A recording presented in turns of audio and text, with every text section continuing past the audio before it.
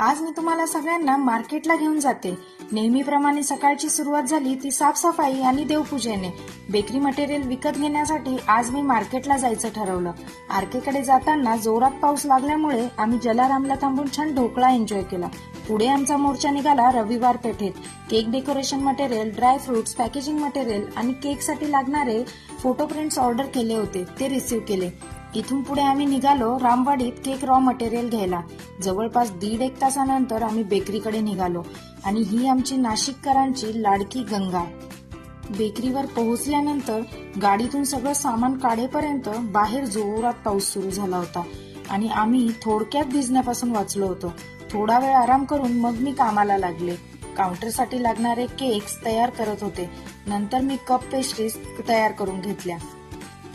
काम संपल्यानंतर सफाई करून लगेचच मी व्हॉइस ओव्हर करायला बसले. सोबतच काउंटरवर